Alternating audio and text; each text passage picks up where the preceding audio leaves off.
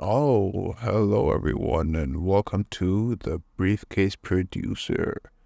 This is a little podcast slash journal that I am hosting, me, Vardan, or VK, and it's just, a little journal that I'm hosting, hopefully weekly, where I just talk about things and ramble and rant and waffle about things. And it's like a little self checkup on myself, because I feel like I need some accountability, and recently I haven't really been having that. So hopefully this will put me in a place where I'm more accountable for the things I am working for. So and so basically this is like a journal, right? And journaling is kind of corny, but like everyone tells you that it's good for you and it helps them out a lot. And like I've heard a lot of good stories come out of journaling, but somehow this is going to be cornier because instead of only having to read what I've written, I'm gonna have to have heard what I have said, and I think that's gonna last longer and probably age worse. So woo, that's gonna be fun for me, right?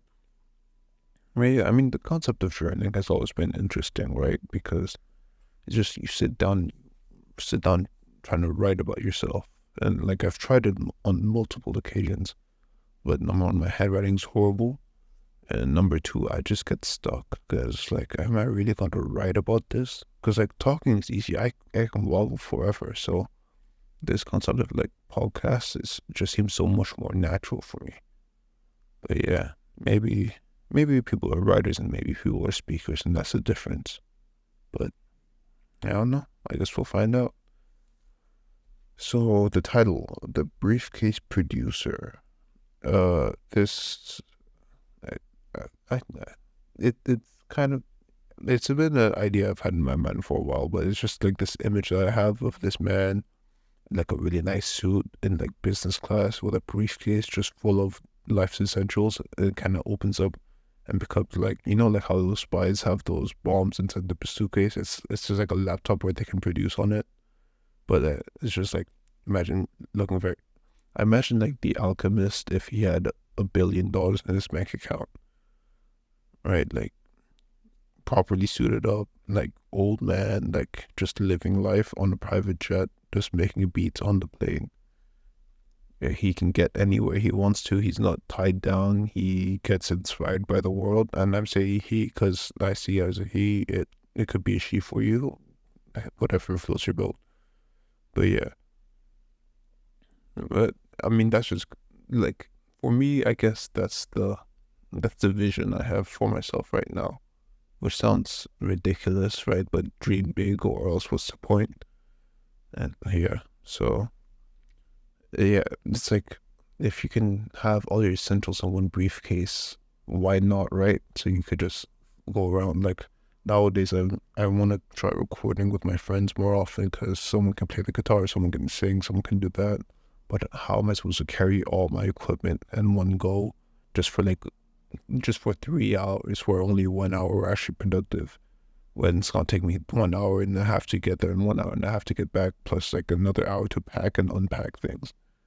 So it's just like the most efficient way to create art that is inspired by so much, because ideally you want to be outside more than you want to be inside, which is funny, but it's funny because I haven't been outside a lot recently. But uh, the briefcase is just it's was working towards a dream that you have, right? And the dream for me is to be a briefcase producer. So they say just a man who can walk around with one briefcase for the rest of his life and not have to worry about things. Sorry for that break there, but I don't know. Recently, it's been very difficult for me because I want to be outside more, but I also want to create, and so to find that balance is so difficult because I maybe I struggle with it, maybe a lot of people struggle with it, but how can I do both at the same time? That's what I want to do. It sounds, and maybe that's the problem right there. Maybe it's I can't do both all at the same time, but I do. I want to be outside and I want to be creating at the same time. That's why, like, being a painter must be amazing. You just take your easel and your canvas and your paints and you just go outside and paint something. Like, I can see why Van Gogh did it all the time, but being a producer sucks because you're like, oh, I want to make this beat that looks like this, and you're stuck inside. So it's like, how can you visualize it unless you take photos of it? And I take videos, I take photos of things, but it's so hard to recreate a space when you aren't there, right? I think Pharrell talks about it where he wants to create a feeling and he wants to cultivate that feeling in the music. So that's when you start recording things around you just to make sure that you can cultivate those feelings, but you can really never recreate that because that's life, right? This sucks. Maybe I'll get better at this in the future, but like, how do I keep pace? Maybe that's why people have, co-hosts and stuff on a podcast, but I mean, I've tried working on a podcast before and it's so impossible for me, maybe I'm the problem, but it's so hard to work with other people on things. Like, the old podcast was cool, but then again, it's carrying all that equipment and then trying to work with and coordinate with other people who have their own lives and have their own responsibilities and things to do. So it's just, like, I mean, you take the burden off and things like that. I've always been a guy who wants to do everything by himself. I mean, shit. I mean, pardon me. I've always been a guy who wants to do everything by himself. And for better or for worse, I mean, I'm working on trying to collaborate more nowadays, but I find it so difficult to, like, take criticism. And it's not like, it doesn't even have to be that harsh, but like, the other day someone's like, oh yeah, maybe change this about this. I'm like, damn, maybe I just don't know what I'm doing. Or like, and I can take no's, right? Like, I've played thousands of beats for people and they've said, no, this is trash, next. Like, they've listened for 5 seconds to the next. Like, I hadn't spent 2 hours working on a beat, but like, and that's normal, but like, criticism sucks. But again, it's necessary, right? Yeah, but then maybe a co-host would be helpful because I don't know if I'm talking too much or too little about things, right? If you heard that noise, that was not me farting, that was my foam roller that I'm using as a footrest. Yeah. Anyways, the next topic I have down here is the spread of misinformation. And that I have Free Palestine. Now, I've always been a big Free Palestine man myself. I don't believe that Israeli inhabitants of everything on there has been done properly.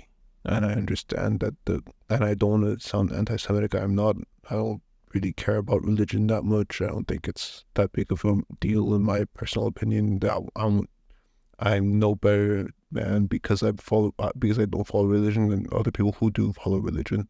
So please don't try to spin that narrative. It's just, I do not believe that the military occupants has been very fair for the Palestinian people, and I can empathize with their anger. Let's say.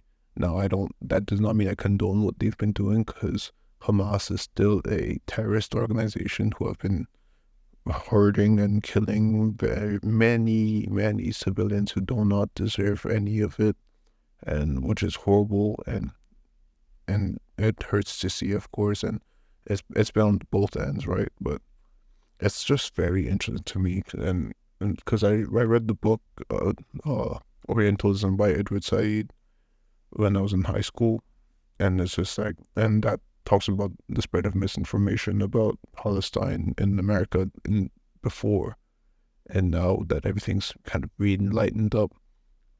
It's just interesting to see what advertisements are popping up nowadays on YouTube, because YouTube got rid of ad blockers, and so now I'm getting advertisements more often. It's just so weird to see how some of these advertisements can be so shameless, right? And be like, And I guess they're doing the job, but it's like pure propaganda. And I've reported them because it feels like dystopian to watch, but it's just an organization completely spreading. I don't want to say misinformation, but just representing information in such a in such a way that creates a completely alternative narrative than the truth, which is so dangerous, especially to people internationally who are so easily manipulated. It feels like where all of these kind of concept, all of like the truth is so far hidden inside everything that is shown. And that's not to say that they are lying, of course, but it's just the way that in which the information is represented is so dangerous because opinions get formed so easily, and those opinions create action, and that's dangerous. It's also like the dialogue that I've been hearing about, like discourse. Let me be academic here. But I mean, in my age group at least, feels like there's for my age group, of course, it's hard to take things seriously. I think we or my generation has kind of let go of taking everything seriously because I feel like every year there's another tragedy, right? But it's like someone said, "Oh yeah, 2 months ago it was Ukraine, now it's Palestine. I wonder who's next." And it's kind of like, yeah, but it's such a it's such a sad way of looking at things too. It's like, oh yeah, people only care about this because it's trendy.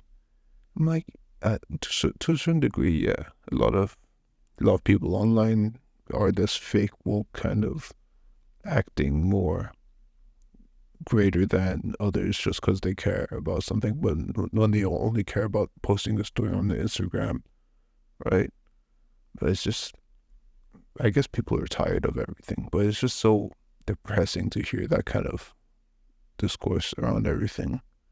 It's just kind of like, well, I mean, eh, you shouldn't be you shouldn't be shamed on for caring about things, especially this, because I mean, this is something I care about personally, just because it's been something that's been historically happening a lot, and it has very weird colonial roots which don't sit right with me, and it's just interesting because it's not wrong either. It's like every other month something new happens, and you just sit back, and for a lot of us who really can't do anything, right? We don't have the money to help out. We're not there to help out. We wish we could, but even then, what can we do? What can I do sitting here? And it's like, yeah, I could read more, I could be more educated, but end of the day, I can't help out those kids in Palestine. I can't help out those children in Israel.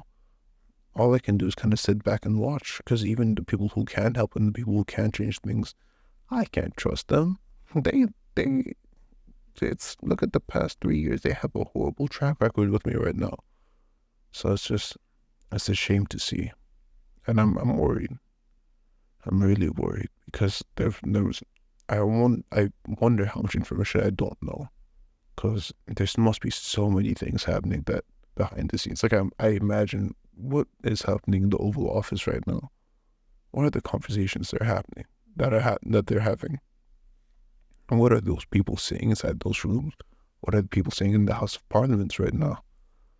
It's just like what is the UN doing?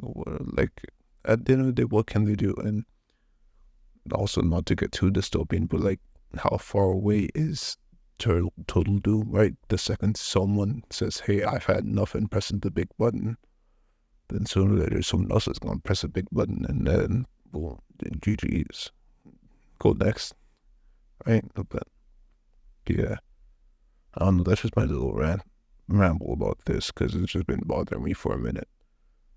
It's still Free Palestine year though. I'm caring and praying for the children, the innocent civilians who are being hurt, because that should never happen to anyone. I hope no one's losing. I pray for everyone who's losing family, because that sounds tragic, and it it hurts to really see. Honestly, I don't wish pain upon nobody, and something like this shouldn't be happening realistically. It's a shame that it has to go to this. It really is. It's really testing everything in my world at least. But yeah, moving on to I guess a lighter note, right? Uh, I've I've been going through shit recently. I have. I feel like, I mean, going back to this whole criticism thing, right? Like, I've been working on my own music. Hopefully, it'll be done. My plan is to have an album released on my birthday on April 19th next year. So, in about 6 months. And and I have the track list down, basically. It's a 10-track project. And And so I have the concepts for I don't know why I worked on this backwards, where I got all the song concepts done first before working on any beats, before working on any vocals, any like lyrics, anything musically. I got the not the thought behind it down, the theme, I guess. It's giving very IB, because that's how my mind has been indoctrinated. But like, I've been working with like friends and stuff because I can't pay anyone to work with me. I'm not rich like that.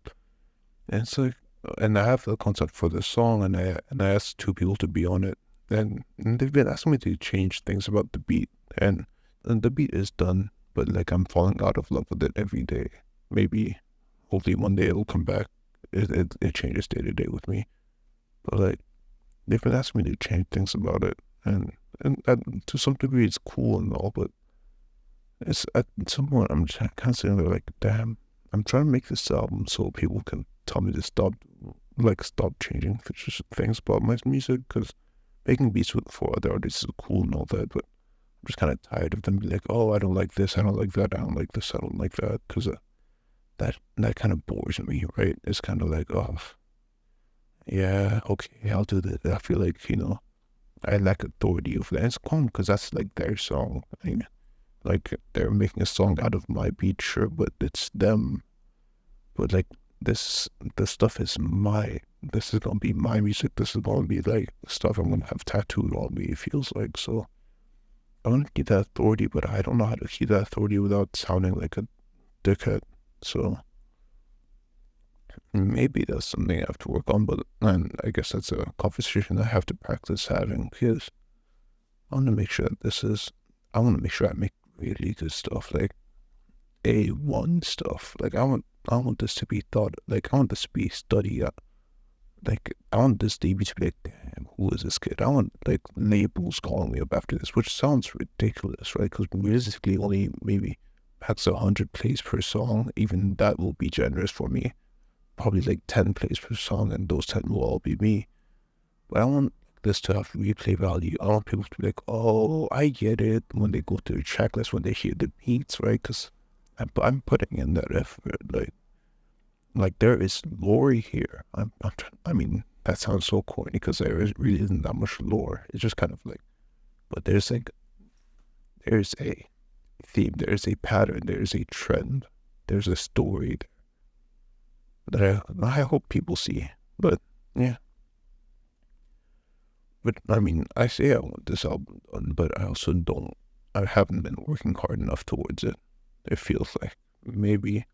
And everyone's like, "Oh, you're always too harsh on yourself," but it's not true. It's just I know myself, and I know what I need to do to like make it happen. But I never help myself, and that part sucks, because it's like I know what I want. I know what it takes to get there, but I'm stuck trying to get there because I'm too scared of getting. I'm too scared of trying.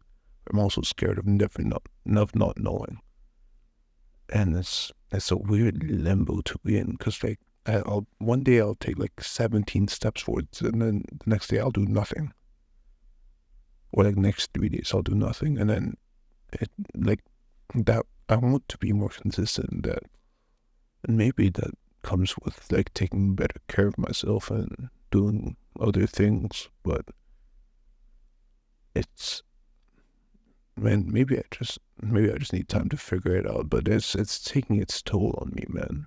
This the first half of the year I think started off well. But then I had this song that I was working on, and I was supposed to mix it, and I hated the mix so much, and I mixed it like 17 different times, and the mixes progressively got worse. And then I was like, okay, let me move on to mastering a little bit, change it up. But then the masters came out worse, the original mixes. And then one day I just decided to fully restart. And then when the project file was too large and everything like that. So now we have to re-record the vocals. But like I had set so many deadlines for it, and I just never got it done. Yes, it's so disappointing because I have opportunities to make this happen, and I'm not making it happen. And it's really no one else's fault but myself, and it's a shame because it's possible. Like I don't like because now we're talking about postponing the song for another year because it's a summer song and summer is literally ending. I was like, damn, I'm gonna wait another year just to have a song released. That sounds fucking ridiculous. Pardon my language, but yeah, I don't know. Hopefully we'll get, but now again, I have to. Well, now we're working on other music, right? Or at least we want to work on other music. But now that means I have to carry my equipment again all the way into central London. That's gonna take an hour and a half with a big ass suitcase packed up and everything just to set up and then work properly for like maybe 1.5 hours and spend the other hour and a half just not working. And that's just a waste of a day where I've got an hour and a half work done with people and then I have to come back and then finish it and make it good. But I guess that's the sacrifice you have to make, right? And like, is that enough for me to get things done? Maybe I need to find other people to work with. Maybe I need to find other situations to work in. But like, that's not going to make me any money. And I still need to make money. I still need to I have other things I have to do. And then, yeah, I don't know. Maybe this isn't a conversation I have to share with people, but I guess, right, people keep talking about brands and identities and things like that. And I feel like the best way to create identity is just honesty. And this, for me, feels like the most transparent way of doing it. Honestly, I don't think anyone's ever going to see this.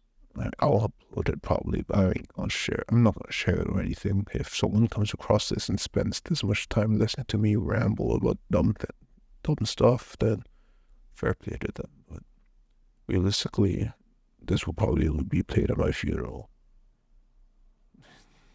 That sounds depressing as hell, but who knows, right? Anyways, that's like 20 minutes, 21 minutes. And I have to cut some parts of this because I kind of let things sit for too long. Maybe I have to let things sit for a bit sometimes, but yeah. If you made it this far, thank you. I'm surprised. I doubt you did, but cool. I guess I'm going to do the YouTuber thing. Like, comment, subscribe, put the bell on. Well, yeah, do that.